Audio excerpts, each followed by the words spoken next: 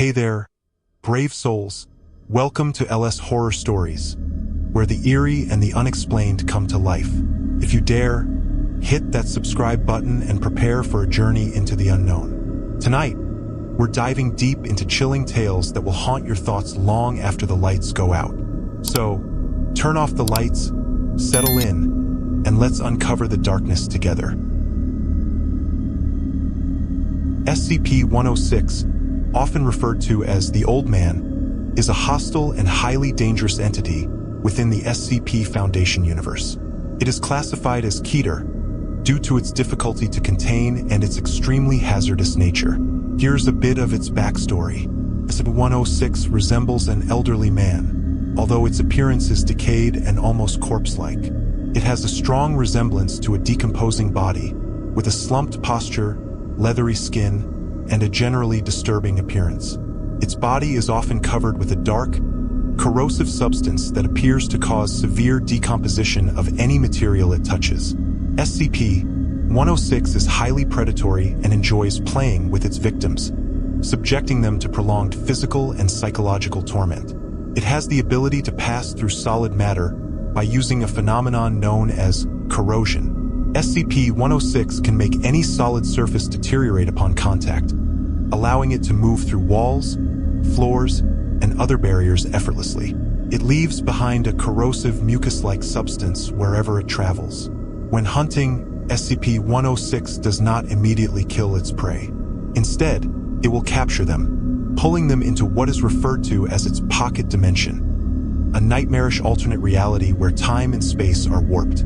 Inside this dimension, SCP-106 tortures its victims, sometimes for days, before killing them or returning them to the real world in a severely mangled state. Containing SCP-106 is extremely difficult, as it is highly unpredictable and capable of bypassing most conventional security measures. It can appear and disappear at will by moving between the real world and its pocket dimension. Special containment procedures have been devised to deal with it, including regularly rotating containment chambers, setting traps, and using a live bait strategy to lure it back into containment when it escapes. SCP-106 is known for its patience, often waiting for long periods of time before launching an attack.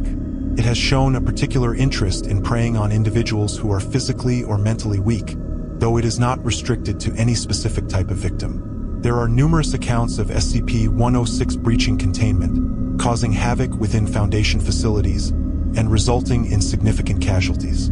Its ability to remain dormant for extended periods, followed by sudden and vicious attacks, makes it one of the most feared SCPs in the Foundation's database. SCP-100 and SIX's horrifying combination of advanced predatory abilities, corrosive effect, and its unpredictable nature make it a terrifying figure within the SCP Foundation universe. That's the backstory of SCP-106. Now let's get into the horror story. There's something about the air in Site-17 that makes it feel cursed. Maybe it's the constant hum of the containment systems or the way the lights flicker like they're on the edge of giving out. But most of all, it's the feeling you get when you pass by the chamber of SCP-106. You can feel it like a chill crawling up your spine, even though you know it's locked away, even though they tell you it's contained. I was a junior Site-17 researcher working in the less dangerous sections. My area was anomalous materials analysis, mostly harmless stuff, items that levitated, emitted light, or occasionally bent reality in small ways. Nothing major, nothing dangerous. Nothing like SCP-106. SCP-106, also known as the Old Man, was infamous. A Keter-class anomaly that didn't kill like the others, it tortured. Its containment cell was a massive, reinforced concrete box with electromagnetic systems, acid baths, and constant staff monitoring. You couldn't be too careful. The stories of SCP-106 escaping weren't common, but when it happened, nobody survived. The day it breached was supposed to be a routine shift. I was running some data analysis when the alarms blared, louder and more panicked than usual. Containment breach. SCP-106 has breached containment. All personnel are to follow lockdown procedures immediately. My stomach sank. The Old Man was out. Panic swept through the facility. Everyone knew the protocol. Lock the doors, hide, pray you weren't next. 106 wasn't fast, but it didn't need to be. It could phase through walls, corrode any material, and pull you into its pocket dimension, where time and space warped in ways nobody understood. If SCP-106 got you, it was a slow, agonizing death. I bolted toward the nearest secure room, but as I ran down the corridor, the lights flickered again, plunging the entire hall into a dim, flickering shadow. The walls looked wrong. Dark stains appeared along the metal, rust spreading faster than it should, like the very structure of the site was rotting away. I knew what that meant. SCP-106 was close. My heart pounded, my legs moving faster than they ever had, but I could feel it. Something heavy, something foul, like the very air had turned sour, creeping up behind me. I didn't dare look back. I reached a security door at the end of the hall and slammed my ID card against the panel. The door hissed open, and I dove inside, locking it behind me. My chest heaved, and my pulse thundered in my ears.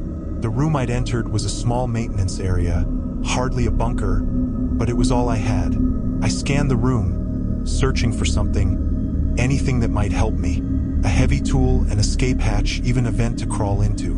But there was nothing, just silence, broken by the steady hum of the fluorescent lights overhead. And then, the lights flickered. A slow creaking sound filled the room, the kind of noise you'd expect from an old house settling on its foundation. But worse, it was the sound of metal twisting and decaying. I turned toward the source and froze.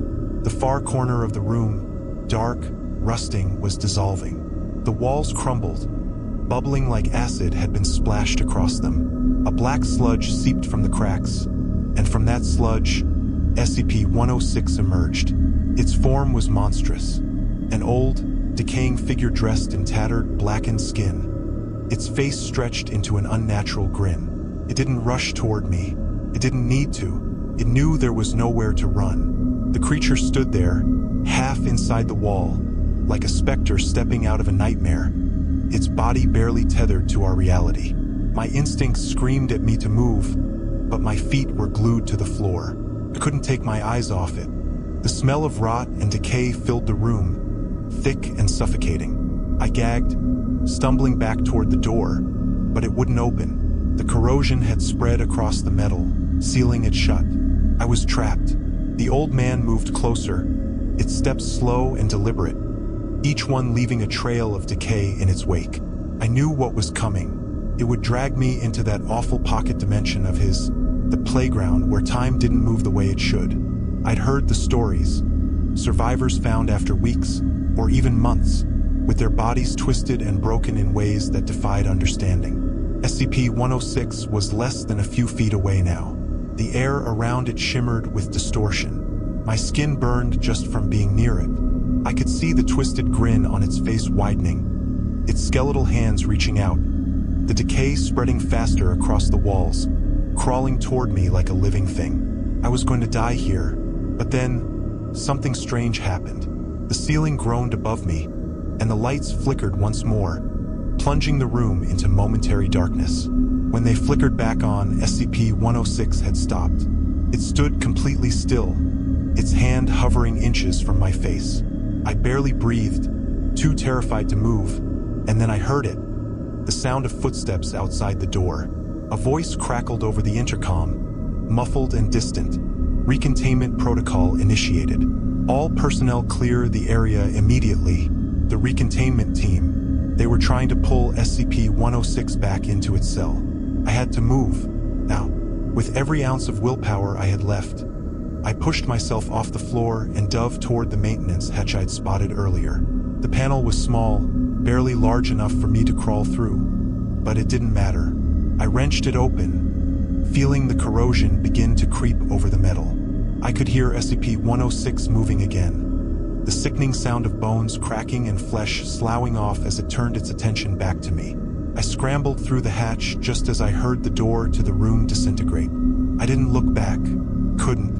I crawled through the narrow maintenance tunnel as fast as I could, the metallic taste of fear coating my tongue. Behind me, I could hear SCP-106 tearing through the space I just left, its raspy breathing filling the air like nails on a chalkboard. I didn't stop until I reached the other side, bursting into the next room, a secure bunker. The door slammed shut behind me, reinforced steel locking me away from the nightmare behind me. For a moment, I lay there, gasping for breath, the sound of the containment team fighting to get SCP-106 back into its cell echoing faintly through the facility. I survived, but I knew that SCP-106 never stayed contained for long. The site was locked down for days, and the containment team worked around the clock to repair the damage. SCP-106 was back in its cell, but it wouldn't be the last time it got out. It never was. And when it does, no door, no wall, no amount of running will save you. If you enjoyed this video, don't forget to like, subscribe, and hit that notification bell to stay updated on all things creepy. And as always, if you have a horror story of your own, feel free to share it in the comments below.